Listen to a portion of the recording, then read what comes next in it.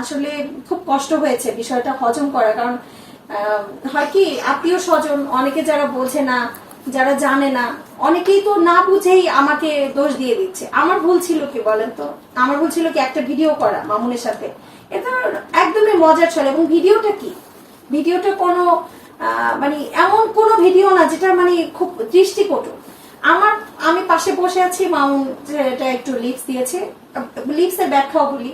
যখন ওকে আমি জামিন করালাম তো ওই গানটা সিলেক্ট করে বললো, আপু আপনাকে পেয়ে আমি আশা পেয়েছি, তুমি ছিলে না আশা, এই টাইপের একটা গান আছে। তো আমাকে বলছে আপু এটা আমি আপনার সাথে আসেন একটু করি, একদম মজা। আর ছেলেটাকে আর আমি সত্যি স্নেহ করেছি।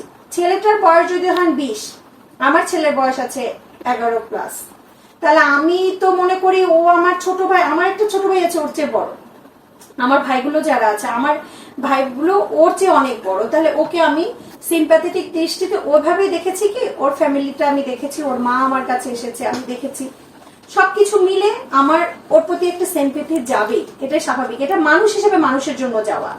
তারপর কি হলো, অনেকে লিখলো আচ্ছা মামুনের আম্মা যখন কান্না করলো, আচ্ছা বলেন আমার পাশে আপনি যখন একটা মানুষ কান্না করবেন, আপনি খুব মন খারাপ অবস্থা, আপনি কান্না করতেছেন, তখন কি আপনি পাশে বসে হাসবেন?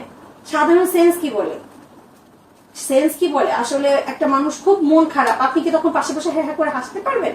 আপনি তখন অবশ্যই চুপচাপ তাকে একটু বোঝানোর চেষ্টা করবেন, তাই না? এটাই তো স্বাভাবিক সেন্স। যখন মামুনের মা কান্না করলো আমি একটু আন্টিকে সান্ত্বনা দিলাম। আন্টির কান্না দেখে আমারও মন খারাপ হয়েছে। সেদিন জামিন হয় না, সেটাও একটা এটা তো আমার একটা ডিসক্রেডিট, তাই না? একজন আইনজীবী যদি একটা মক্কেলকে জামিন না করাতে পারে, রিমান্ড আমি নামঞ্জুর করেছি, এটা যেমন আমার ক্রেডিট, বাট আমি যখন আইনজীবী হিসেবে জামিনটা নামঞ্জুর হয়েছে তখন ওটা আমার জন্য, এবং আন্টি যখন কান্না করলো ওটা তো আমার জন্য খুবই ডিসক্রেডিট এবং আমার জন্য মন খারাপের একটা বিষয়।